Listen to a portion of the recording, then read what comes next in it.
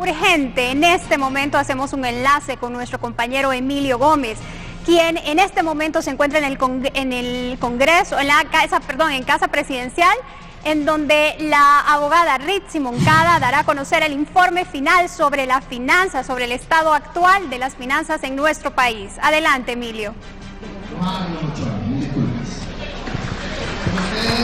Así es, muchísimas gracias, compañeros en los estudios, ya completamente en vivo desde Casa de Gobierno. Está ya por iniciar, justamente se está presentando la plana oficial, la plana que va a llevar a cargo la entrega de este informe sobre la situación económica y financiera del Estado de Honduras, por supuesto encabezado por la señora ministra en los despachos de finanzas, la abogada Ritzy Moncada. Vamos a escuchar en este momento su intervención, su primera intervención, de hecho, inicial en esta conferencia de prensa que arranca desde Casa de Gobierno. Escuchamos a la abogada Ritzy Moncada. Todos y todas,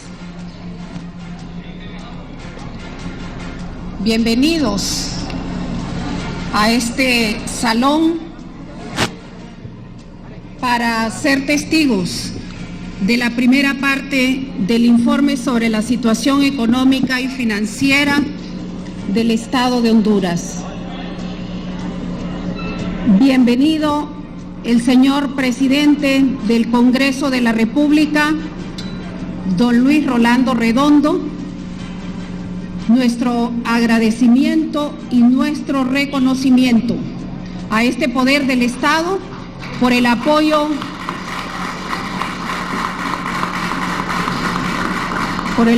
decidido a la Presidenta de la República y a la Secretaría de Finanzas en estos primeros 27 días de transición de nuestro gobierno.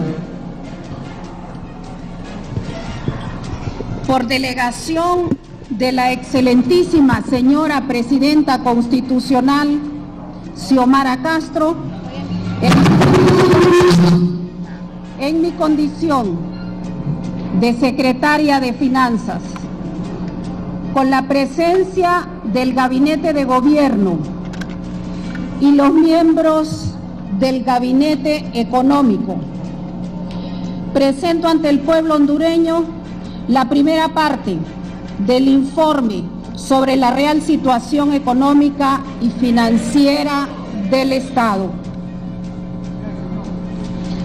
En la próxima hora, ustedes serán testigos del relato y la descripción de cómo opera la red de corrupción que ha saqueado el Estado de Honduras y sus instituciones hasta sumir nuestro país en la mayor de sus desgracias y vergüenzas.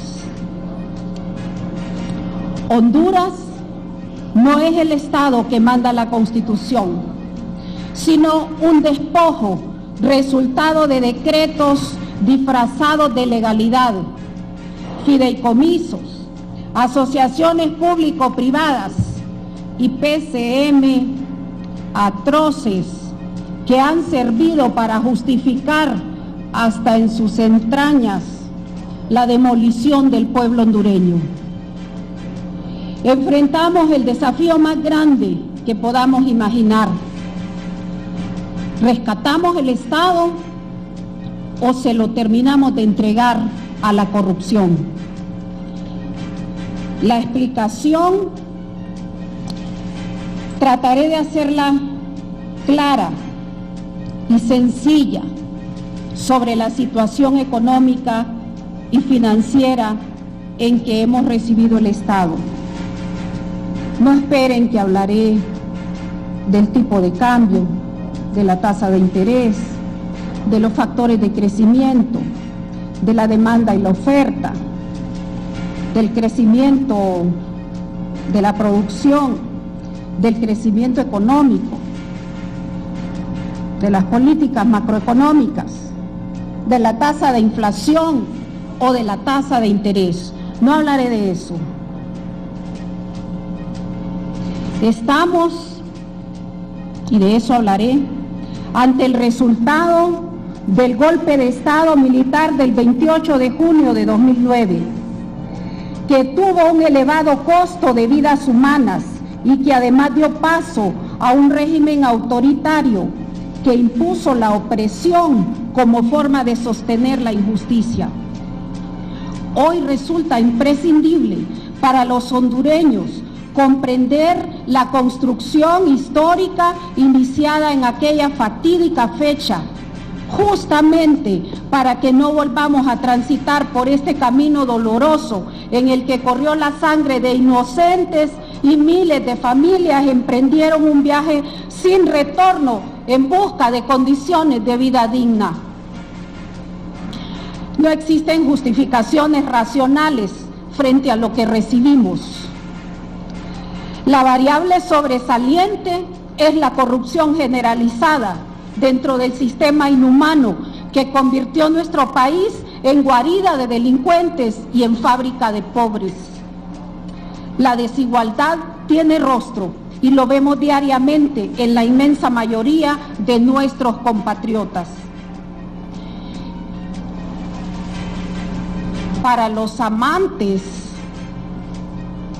de la ley y de la institucionalidad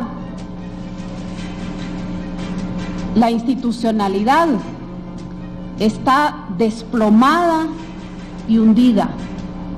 Ha cedido el paso y control al crimen organizado y el narcotráfico, con leyes, pero sin justicia ni instituciones capaces de impartirla. No existen casualidades, por mucha propaganda que se pague para hacer creer otra cosa.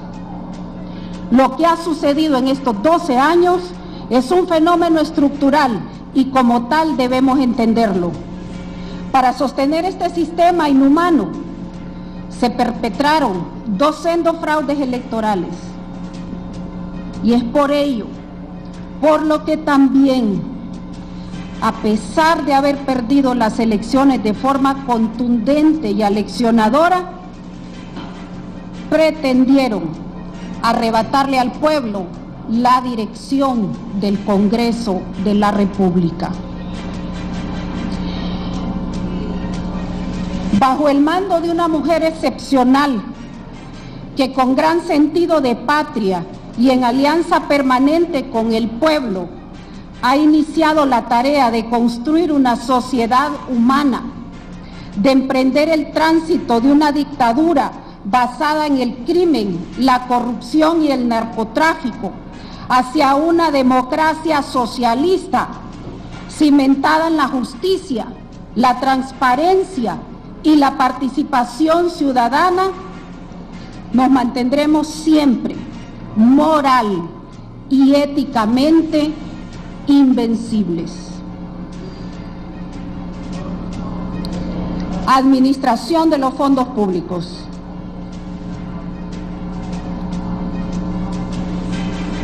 Este presupuesto, del cual tengo acá una copia, este presupuesto que tienen todas las secretarías de Estado, que tienen los organismos desconcentrados y descentralizados, este presupuesto que tienen todos los sectores de la sociedad, es un presupuesto falso y fuente de corrupción. Es de 308.000 millones de lempiras, equivalente a más de 12.000 millones de dólares. Fue formulado y aprobado por el régimen en el mes de diciembre pasado, después de perder las elecciones. Este presupuesto es falso, no refleja la verdad y es fuente de corrupción porque manipuló cifras, incluyó programas y proyectos sin estudios ni financiamiento y no cabe ninguna duda que fue elaborado de manera impúdica y descarada, con conocimiento que a partir del 27 de enero iniciaba la nueva administración que requería de su propio presupuesto para el desarrollo del programa por el cual votó el pueblo. El presupuesto 2022 es una calca de los últimos 12 años, un instrumento que solo ha servido para empobrecer al país, apuntando únicamente al sostenimiento de un corrompido y mafioso sistema que, dirigido en red, no les ha importado el crecimiento y la profundización de la desigualdad y la pobreza. Fuera de este presupuesto, entre diciembre y enero se aprobaron decretos y contratos legislativos y PCM ejecutivos con un impacto presupuestario determinado parcialmente en más de 750 millones de lempiras, que no están aquí, solo en el papel. Se pagó prestaciones en el mes de enero, antes de su salida. Solo el día 7 de enero, con fraude de ley y abuso de autoridad, se extrajo 64.9 millones de lempiras, justificados como pagos diversos y también como prestaciones. Entre el 1 y el 26 de enero de 2022, un día antes de la toma de posesión, utilizando la Tesorería General de la República, extrajeron más de 400 millones de lempiras para beneficiar, entre otros, a altos funcionarios.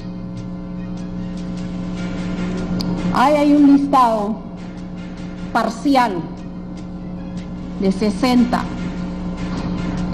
El déficit de este presupuesto 2022 ronda el 35%, sin incluir la deuda histórica y la deuda flotante de la ENE. Ocupamos endeudarnos en 64.000 millones de lempiras, o sea, en más de 2.000 millones de dólares para poder cubrirlo. Y cubrirlo estamos hablando de los 10 meses que quedan, pasado febrero. De los 179.000 millones de lempiras requeridos para la administración centralizada, el Estado proyecta recaudar 127.000 millones de los 179.000, de los cuales el 50% es para el pago de la deuda, incluidos los 12.000 millones de la deuda flotante que nos dejaron, no la de la ENE, sino la de la administración centralizada. El déficit nos obliga a acudir a la banca para que nos financie préstamos hasta por 64.000 millones de lempiras, o sea, por 2.600 millones de dólares. Está ahí una gráfica que fue presentada en la sesión de trabajo del gabinete y que demuestra mes por mes los déficits que estamos enfrentando. Ahí está el mes de febrero, con un déficit de más de 7.000 millones de lempiras. Por eso, doctor ministro de Salud y profesor ministro de Educación, por más mensajitos que me envíen y llamadas que me hagan, no tengo dinero de dónde pagar los empleados. No hay para pagar la planilla. Ayer entraron a caja 9 millones de lempiras, pero los requerimientos solo para el pago de salario en educación andan por los 140 millones, en salud lo que está cargado hasta el día de ayer 40 millones de lempiras, en todas las instituciones, y todas escriben y todas llaman. Ahí está el déficit del mes de febrero. El déficit del mes de marzo es de 31.000 millones, porque hay un vencimiento de deuda pasada. El déficit del mes de mayo es de 12.000 millones. Y si ustedes ven la columna final, el total del déficit está ahí expresado en 64.000 millones de lempiras y 2.000 millones de dólares en la administración central. Este es nuestro desafío y lo vamos a vencer. Y para ello,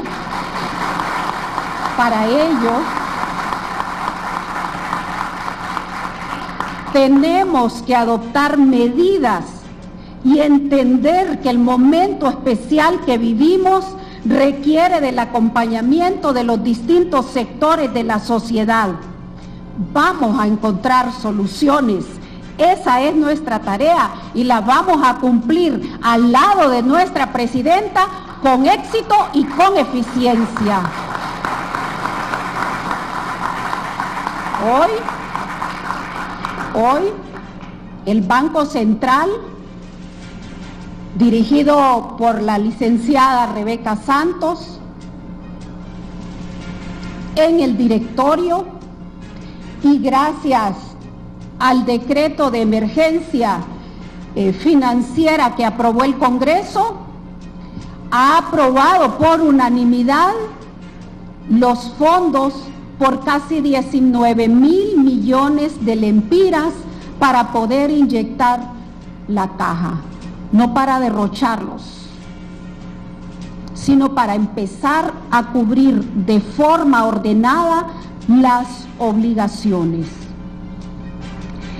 Este presupuesto falso y de la corrupción incluye más de 2.300 millones de lempiras como transferencias a ONG y a entes sin beneficiario. No contempla ningún renglón para cubrir pago de demandas, prestaciones y derechos laborales, desastres naturales y epidemias, pero sí incluye esos 1.347 millones de lempiras para transferencias sin beneficiario y los 1.088 para transferencias a ONG. Mientras de este presupuesto se suprimieron en el Congreso, no sé por qué motivo y por qué razón, 3.500 millones que la CEFIN incluyó como intereses por el servicio de la deuda. Lo hemos revisado al detalle con nuestros dos viceministros que nos acompañan esta mañana y también con parte del equipo institucional que aún labora en la Secretaría de Finanzas.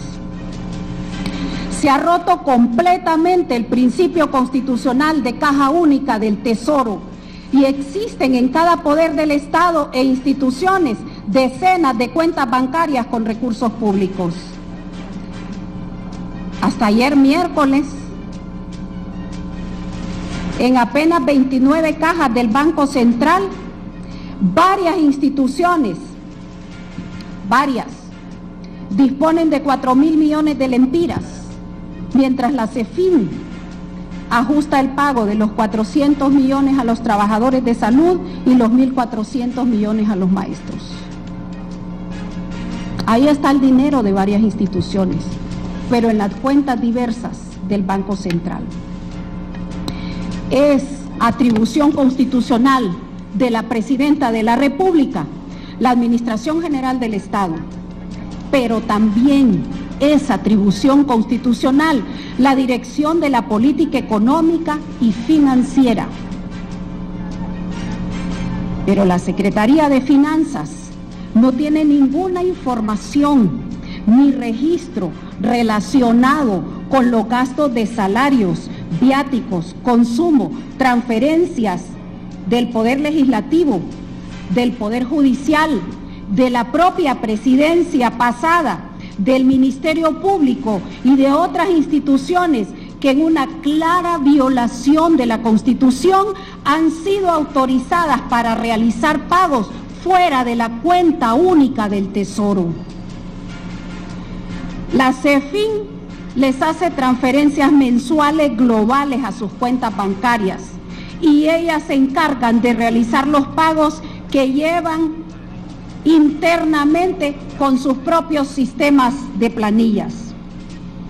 Con la sola transferencia global de fondos, se legaliza el gasto en el presupuesto y la única clasificación que existe en este presupuesto es si el gasto es corriente o si el gasto es de capital.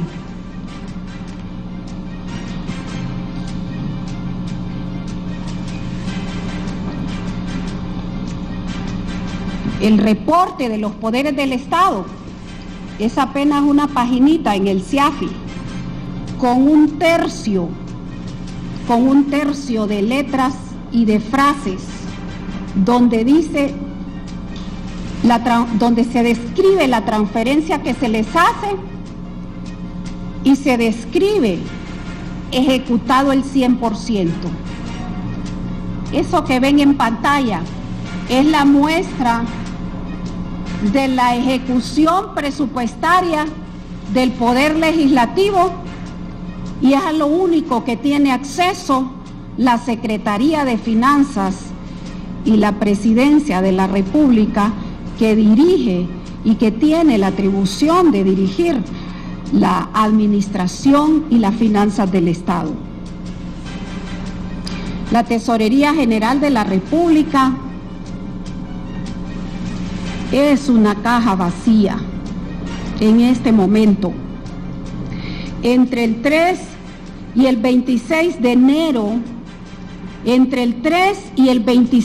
de enero, la TGR, violentando todas las normas legales y el orden de prelación, realizó pagos por un monto de 6.976 millones a programas, proveedores seleccionados políticamente, dentro de ellos los de Vida Mejor, dejando deudas pendientes de pago por más de 45 días que superan los 3.000 millones de lempiras y dejándonos también la deuda flotante de 12.000 millones. Las normas técnicas para los que toman nota del Estado de Derecho y del principio de legalidad dentro del marco de los estados constitucionales. Las normas técnicas del subsistema de tesorería se han violentado todas. El orden de prelación, de atención de los pagos desde la Caja Única del Tesoro no puede ser amigo del ministro, ni ser amigo del contratista, ni ser amigo del proveedor, ni tener conectes, ni tener contactos, ni atender llamadas. Las normas de técnicas del subsistema de tesorería nos mandan el orden de prelación en que debemos pagar. Primero, el servicio de la deuda, así está. Segundo, los servicios personales, o sea, todos los salarios.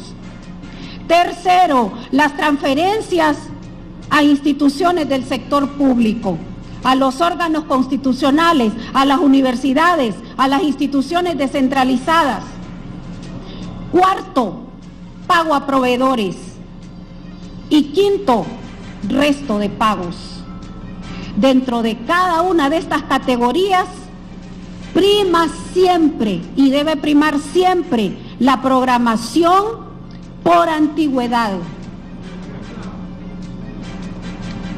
La TGR, la tesorería, pagó alrededor del 54% del total de la deuda flotante acumulada en 2021 y nos dejó sin fondos para pagar el mes que se vence por los salarios a los maestros y al personal de salud de primera línea. No hay ni un lempira para esos pagos. Hay que recoger diario y pagar diario y por partes.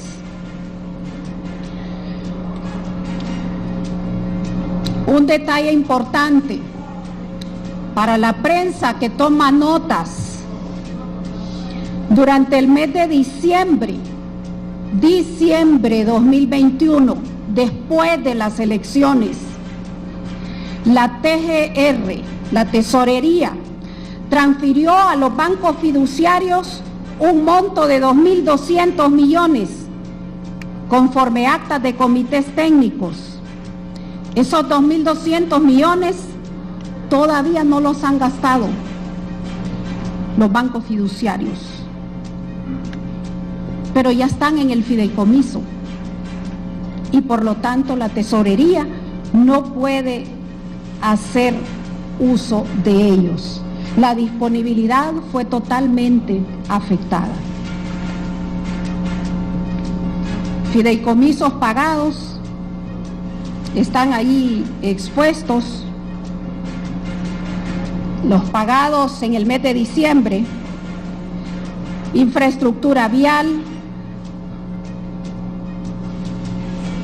fideicomiso para promover y fortalecer el deporte, fideicomiso de la Comisión Administradora de la Zona Libre Turística de Islas de la Bahía, fideicomiso para la conversión en el sistema de carburación y uso de combustibles, construcciones y una serie de servicios que ocupan el último lugar dentro de la norma.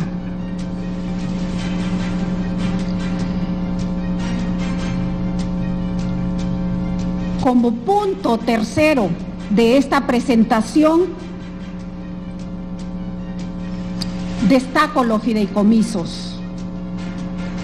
Pero destaco de los fideicomisos, no como lo haría si estuviera en condición de inversionista privada, como corresponde y como es legítimo dentro del sector privado. Destaco los fideicomisos desde la perspectiva de la función pública. Desde la perspectiva de la función pública, fueron utilizados y son parte del esquema de corrupción para eludir el cumplimiento del principio constitucional de caja única del Tesoro y, entre otras, la ley de contratación del Estado. Y uno se pregunta, ¿dónde están todos los auditores de todas las instituciones y de todo el Estado? ¿Qué se hicieron? 40.000 millones ejecutó el fideicomiso de Vida Mejor entre 2014 y 2021. 6.000 millones más de lo presupuestado.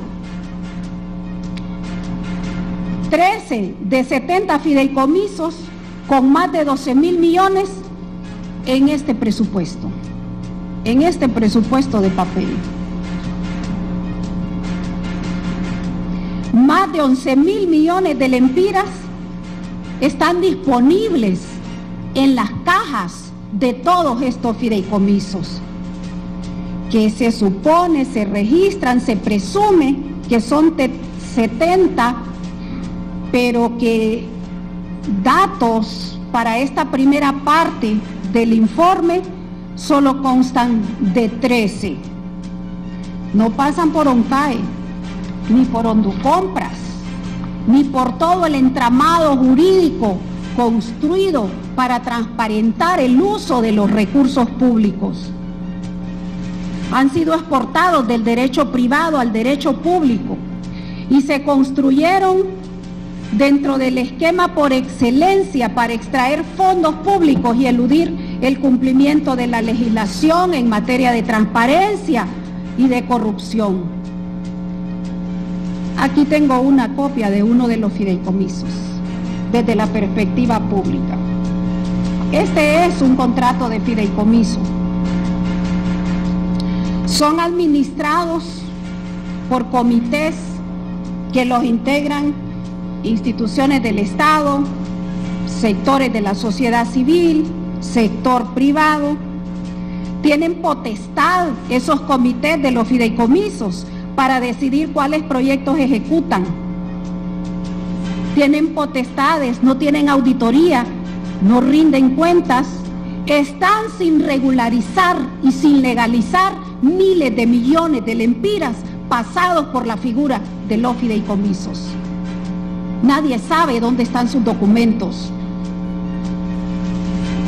En la Secretaría de Finanzas, el único epígrafe que aparece es sin regularización, sin legalización.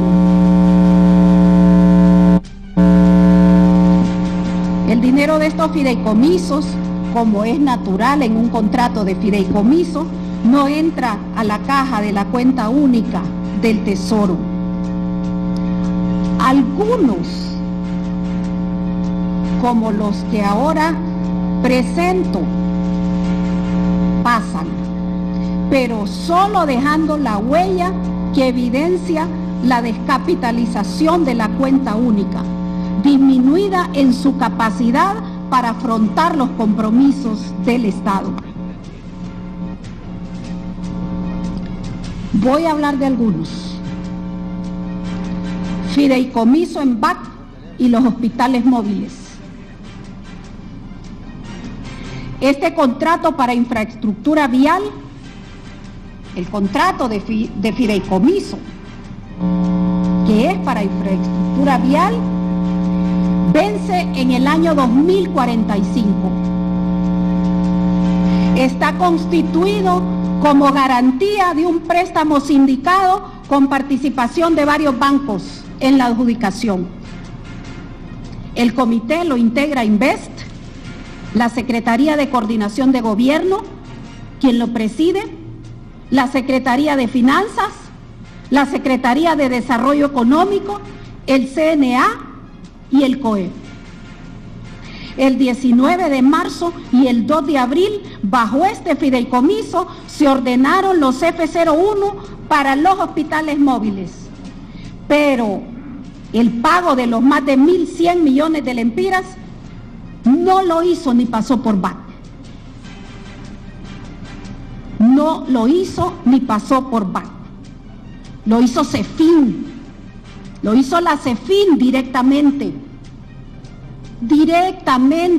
al beneficiario en los Estados Unidos a través del Banco Central en dólares. Aunque esta operación la pagó la CEFIN, presupuestaria y contablemente está registrada como inversión en fideicomiso y no como hospitales móviles. La responsable de este fideicomiso es la CEFIN, que fue quien ordenó el pago directamente. Ningún tesorero va a hacer un pago sin orden del ministro, y máxime por 1.100 millones de lempiras. 17 fideicomisos hay en Banprovi. Banprovi tiene de este dinero de los fideicomisos más de 2.000 millones en inversiones, porque es curioso, el dinero de fideicomisos también participa en procesos de inversión, compra bonos del Estado, los mismos de CEFIN, para poder suplir las necesidades. De los 17 fideicomisos en Banprovi, hay 2.000 millones de lempiras en la cartera de préstamo y tienen un disponible a este momento de 1.187 millones de lempiras en caja. La caja única del Estado no tiene, pero los fideicomisos sí. 4 fideicomisos en Banco Central. 4, porque los hay en la banca privada y en la banca pública. El primero, del Banco Central, el fideicomiso de Vida Mejor. Este fideicomiso es por tiempo indefinido, desde el año 2014, como dije antes, hasta el año 2021, aunque con un presupuesto de 34.000 millones, ejecutaron 40.000 millones en una serie de proyectos y programas con distintos nombres y distintas calificaciones. Durante el año 2021 ejecutaron más de 1.000 millones de lo presupuestado. Tienen pendiente de legalizar y regularizar cientos de millones de lempiras. Con vivienda, se emprende, con Chamba Vivir Mejor, forman parte de los programas de este fideicomiso. Fideicomiso de la tasa de seguridad. Este fideicomiso no tiene datos en la CEFIN. Están pendientes de legalizar. A la fecha, el fideicomiso de la tasa de seguridad con su comité ha invertido 200 millones en bonos de la ENE.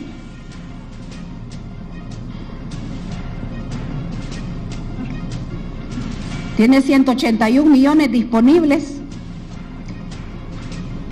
pero además de los 200 millones de bonos invertidos en la ENE, tiene otros 200 millones de inversión. Fideicomiso de apoyo a la vivienda y al sector informal tiene disponibles 96 millones en su cuenta. Es por tiempo indefinido y tiene inversiones por 61 millones. Pero la Caja Única del Tesoro no tiene dinero. Fideicomiso de crédito solidario, CEFIN se emprende. Se llama CEFIN se emprende. Está vencido, pero CEFIN no tiene ninguna información. Un fideicomiso en Banpaís sobre el gas licuado de petróleo para taxistas. Tiene disponibles 1.1 millones de lempiras y tiene pendientes de regularizar 3 millones de lempiras. Un fideicomiso en Banco de Occidente para adquisición de medicamentos. Le hablo a usted, doctor, sí. Tiene disponibles ese fideicomiso 272 millones de lempiras. Y ese fideicomiso tiene inversiones por 816.7 millones, pero también tiene cuentas por pagar por 735 millones de lempiras. Está vencido, doctor, está vencido este fideicomiso, pero tiene pendiente por legalizar 647 millones de lempiras. Contrato de fideicomiso con EEH. Un fracaso total con perjuicio directo en las finanzas públicas. Tiene un costo de 15.494.842.36 dólares mensuales, equivalentes a 382 millones de lempiras. La ENE está en la actualidad pagando únicamente 10.5 millones de dólares mensuales. El dinero que pagamos los abonados al servicio de energía eléctrica entra directamente al banco que administra el fideicomiso, como no puede ser de otra manera, porque esas son las reglas. El banco se cobra la cuota de préstamo, se cobra la cuota por administración, transfiere la cuota de pago a EH y lo que sobra lo entrega a la ENE, lo transfiere a la ENE para cubrir los costos fijos y la factura onerosa por generación de energía. El compromiso principal de la EEH, fideicomiso constituido a la vez como alianza público-privada, es la reducción del porcentaje de pérdidas en 17 puntos porcentuales en 7 años. Reducir el porcentaje de pérdidas en 17 puntos porcentuales en 7 años. Con una línea base que se le entregó, creo que alrededor del 30 o 31%. Pues hoy las pérdidas de la ENE superan el 33% y quedan 15 meses para que finalice este fideicomiso. En cuanto al cumplimiento de la principal obligación, tiene un desfase de 13.89%, que equivale a pérdidas acumuladas por más de 700 millones de dólares, más de 14.000 millones de lempiras. Hay un amor en atención de nuevos clientes que supera los 30.000 medidores y hay más de 227.000 abonados que son promediados y más de 200.000 consumos con valores de cero. ¿Quién gana en toda esta historia y quién gana en todo este tipo de contrataciones? ¿Y quién pierde?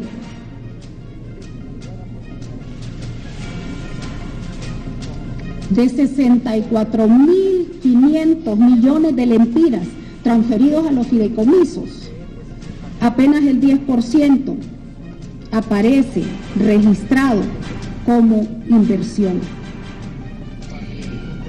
Los registros de la CEFIN lo revelan en esta primera parte de este informe. Y hay un fideicomiso último que se me perdió en la elaboración de la documentación para esta presentación, para compartir con ustedes este informe.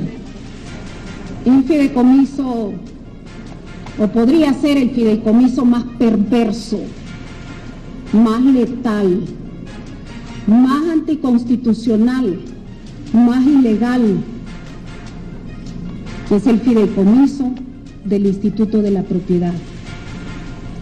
El Instituto de la Propiedad, que es una desconcentrada que depende de la Presidencia de la República, no registra ninguna operación en la Secretaría de Finanzas por disposición de un PCM. Ninguna operación. Regula la propiedad inmueble, regula el dominio sobre las tierras, regula el registro de los vehículos, regula la propiedad intelectual, regula la propiedad, el IP, en todo el país, a través de todas sus oficinas, y recoge directamente en su fideicomiso, en la banca, todos los pagos que hacemos los ciudadanos. Eso no entra ni a la Caja Única ni a ningún registro de la CEFIN. Fue una decisión que se adoptó. IP, centro y fuente de la corrupción organizada en este país. Sin ningún dato, sin ningún número, sin ninguna letra, sin ninguna auditoría, sin nada que pueda hacer transparentar el uso de esos fondos. Y paso ahora al cuarto punto o cuarto elemento de esta presentación. Las asociaciones público-privadas, las APP, desgracia de este país desde el punto de vista de sus finanzas, parte del modelo de corrupción. Más de 40.000 millones de lempiras contratados hasta 2019 bajo este esquema evasor de la Ley de Contratación del Estado. Evasor. Sin transparencia. Más de 1.600 millones de lempiras. Y mucha atención, porque después que liquidaron Coalianza en 2019, se creó el Consejo Superior de Regulación, que espero que esta mañana estén atentos. Se creó el Consejo Superior de Regulación, pero también se creó una unidad técnica que depende de la CEFIN, que es la que está actualmente cargando la corrupción intermediada y las investigaciones del Ministerio Público a través de la UFERCO. CEFIN no quiere ese pozo de corrupción. CEFIN tiene otra finalidad desde el punto de vista constitucional y no administrar la corrupción dejada por las asociaciones público-privadas.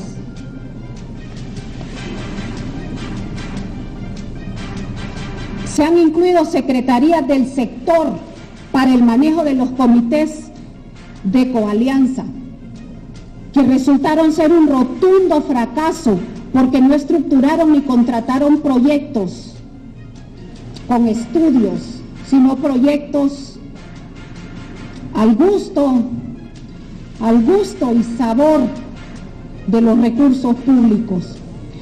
11 proyectos nada más se adjudicaron, pero estos 11 proyectos conllevan concesiones por más de 30 años, incluido el fideicomiso de EEH y el aeropuerto de Palmerola. El Estado solo pierde. En estas 11 asociaciones público-privadas ha recibido reclamos en este momento, por 630 millones de dólares. Y esos reclamos se tramitan de acuerdo a sus contratos en los espacios alternativos a la justicia que ya pagamos a través de la transferencia de más de 2.800 millones al Poder Judicial. Reclamos por más de 630 millones de dólares por las asociaciones público-privadas. Tomemos nota, 100 millones de dólares ya han sido pagados por cláusulas contingentes de estos contratos. 52 millones de dólares están pendientes de pagar y 478 millones de dólares están aquí en los reclamos y en los expedientes que ya tiene la Secretaría de Finanzas, donde fueron a remansar esa unidad después de cancelar coalianza. No tenemos ninguna duda que los proyectos APP en Honduras son fuente de corrupción y fueron diseñados para eludir las restricciones presupuestarias y posponer el registro de los costos fiscales, exponiendo a las finanzas públicas a riesgos excesivos. Usaron el incentivo perverso de cumplir con las políticas de austeridad y reducción del déficit fiscal. Aplicaron indexaciones inapropiadas en las tarifas anuales que el Estado debe pagar. Aplicaron sobrecostos por fallas técnicas y de diseño absorbidas por el gobierno, que también asumió el costo y el pago de esos sobrecostos cuando los proyectos no marchan bien. Es inaceptable colocar el suministro de servicios básicos en manos de estas empresas APP, como también lo es la falta de diligencia en los estudios y la estructuración, la falta de transparencia, de rendición de cuentas, de consenso con las partes interesadas y con la población afectada.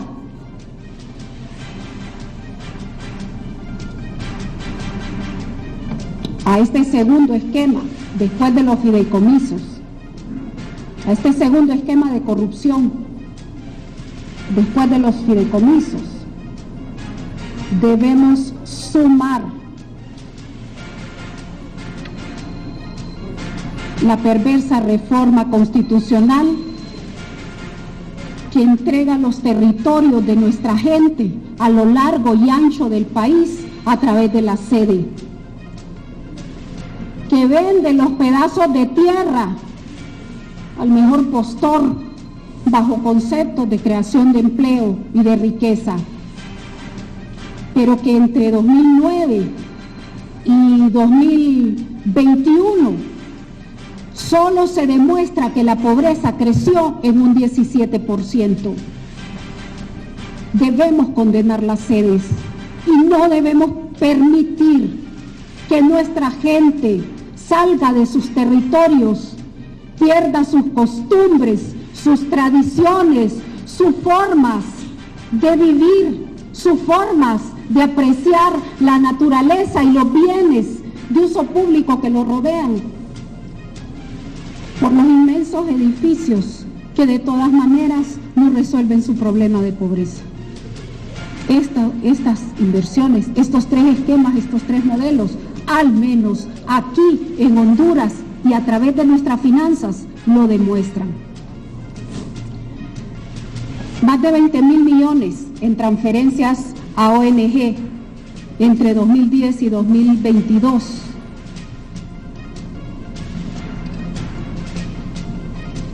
Pero la caja no tiene fondos. El fondo departamental, registrado por 4 años consecutivos en esta década, con un monto de más de 1.000 millones, también fuente de corrupción, entregados a diputados, continúan pendientes aún de investigación. 1.800 millones de lempiras entre 2010 y 2013. Hubo decretos, hubo manejos de todo tipo, pero no hay liquidaciones, ni hay auditorías. Esas son las finanzas que recibimos después de una década. Exoneraciones y exenciones.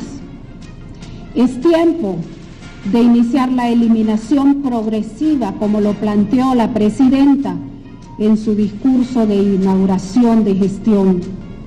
Durante la última década, el monto de las exoneraciones fue de más de 300.000 millones, el equivalente al total de la deuda pública en exoneraciones en la última década. Honduras es el país que más exonera en la región. Se exonera 1 de cada 3 lempiras que se recauda. El 20% más rico de la población recibe 4 de cada 10 lempiras que se dan en exoneraciones. El 20% más rico de la población recibe 4 de cada 10 lempiras que se dan en exoneraciones, mientras que el 20% más pobre recibe apenas 0.9 centavos de cada 10 lempiras. Los ingresos tributarios aumentaron debido a la cantidad de impuestos y paquetazos aplicados y a los préstamos adquiridos. Y a pesar de ello, como antes dije, la pobreza aumentó en más del 17%, generando grandes caravanas de migrantes hacia México y los Estados Unidos. Y no es un tema, como me decía un amigo, hay que hacer reformas a la ley, porque eso no se puede permitir. No se trata de reformas a la ley para impedir que la gente huya, porque las caravanas son no un problema jurídico, sino un problema social. Durante estos 12 años, la dictadura mantuvo la recaudación asfixiando al pequeño y mediano contribuyente.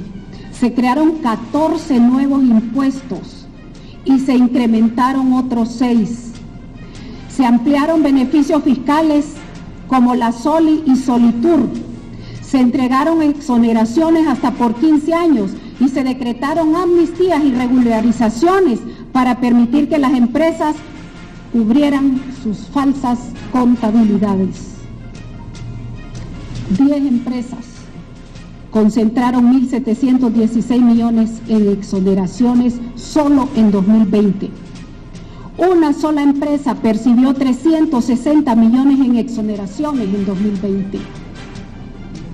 Desde el golpe de Estado a la fecha, se duplicó el monto de las exenciones y exoneraciones y pasó de 21.407 millones en 2011 a 42.456.8 millones en 2019. Evasión. El país deja de percibir casi 90.000 millones por evasión. La evasión fiscal en impuestos sobre la venta se estima en 36%.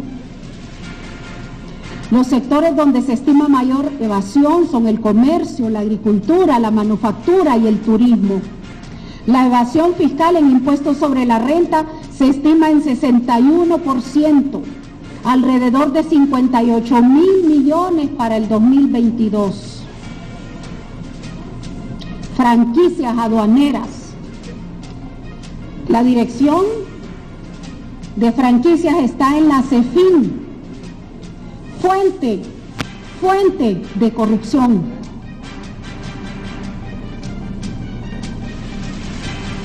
El aeropuerto Palmerola tramitó exoneraciones por 16 millones de dólares y se encuentran en proceso de investigación 14 franquicias otorgadas por el monto de más de 70 millones de lempiras. En la CEFIN hay cualquier cantidad de historias sobre el tema de evasión. Desde la conformación ilícita de expedientes administrativos, la sustracción de folios, la falsificación de documentos, la elaboración de resoluciones al margen de la ley, el otorgamiento de beneficios más allá de lo establecido, la falta de separación en el registro de exonerados de los rubros. Todo este sistema económico y financiero está plagado de corrupción. Nos hace falta código penal y nos hace falta código tributario y nos hacen falta normas y tipos penales para aplicar en este mar de corrupción que está fotografiado, porque no hay crimen perfecto en la Secretaría de Finanzas. Es tiempo que los presupuestos de cada poder estén a la vista. Transparencia al 100% de la ejecución, con independencia y con autonomía. Pero los poderes del Estado y los órganos constitucionales deben registrar la forma en que ejecutan su presupuesto.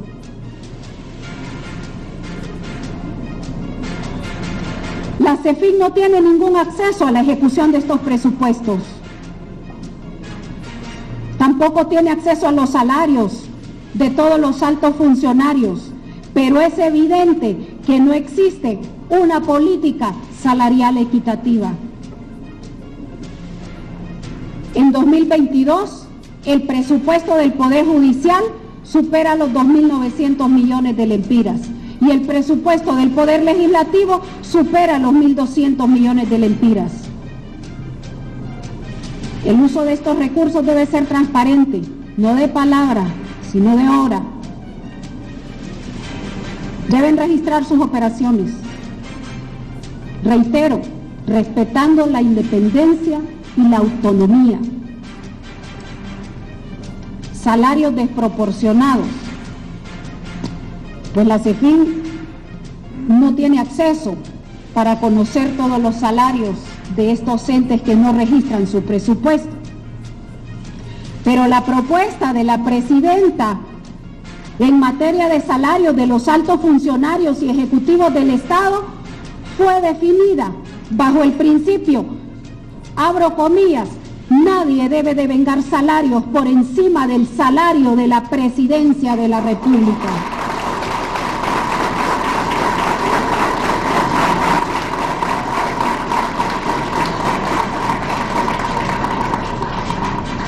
Ahí están algunos de los salarios de los que la CEFIN tiene acceso. Reitero, no hay salarios del Poder Judicial, ni del Poder Legislativo, ni de los órganos constitucionales, porque no se registra más que un tercio con el presupuesto devengado y el presupuesto ejecutado. Deuda pública, cáncer, deuda pública. Creció, al menos de la registrada, de la deuda registrada, a nivel de la cuenta en la administración central, creció en 450% la deuda pública. Voy a repetir por tercera vez, pero la pobreza en esta década creció en un 17%. ¿Dónde fue a parar todo ese dinero? ¿Dónde fue a parar ese 450% de crecimiento de la deuda pública? Por cada punto que creció la pobreza, el país se endeudó en 17.500 millones.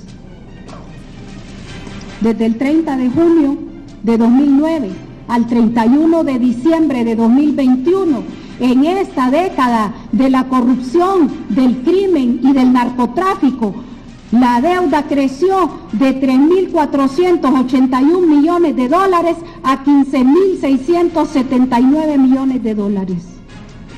Sin incluir la deuda de la ENE, sin incluir la deuda flotante,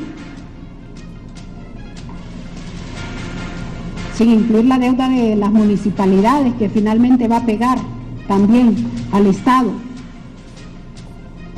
Entre 2010 y 2021, la deuda interna adquirida es de 82.303.7 millones de lempiras.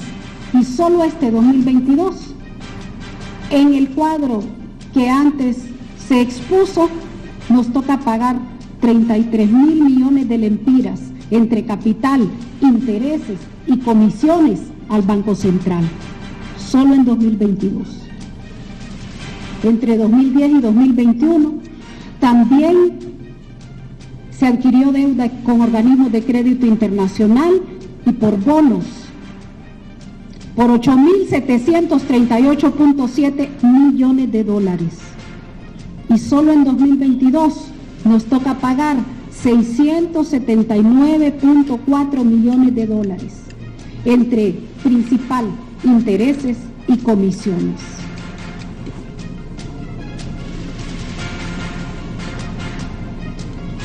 La deuda de las municipalidades, solo para tener idea de las finanzas del país, aunque entes descentralizados superan los 10.000 millones de lempiras. El Estado al final es garante, termina siendo garante. Y naturalmente, el costo de cualquier deuda en cualquiera de las instituciones, sean centralizadas o descentralizadas, le pega al pueblo hondureño.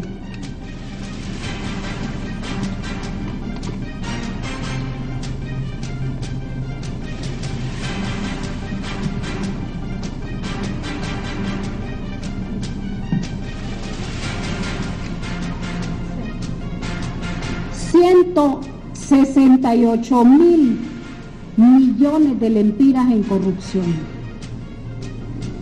168.000 millones de lempiras en corrupción. Esta parte, antes de verla en él, podemos concluirla así. La dictadura, en estos 12 años de opresión, debió más de 168.000 millones de lempiras. Hacemos en este momento una pausa para poder regresar y escuchar a Ritzy. Aquí en el país, y nos vamos a enlazar nuevamente hasta Casa de Gobierno, donde continúa la ministra de Finanzas, Ritzy Mabel Moncada, brindando este informe. Escuche, 450%. Es el porcentaje que aumentó la pobreza en Honduras en estos últimos 8 años. Escuchemos. Hondureños mayoritariamente y contundentemente van a ser incluidos en la reformulación del presupuesto.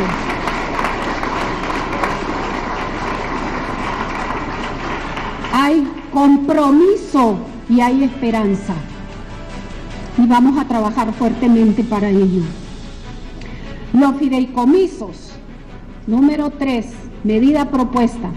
Los fideicomisos deben ser sometidos a revisión y auditoría para determinar la existencia o no de responsabilidad civil, administrativa o penal y en su caso proceder a su liquidación. Los recursos disponibles deben ser transferidos a la cuenta única del Tesoro. Los proyectos en ejecución deben ser finalizados a través de la secretaría que corresponda. Medida número 4.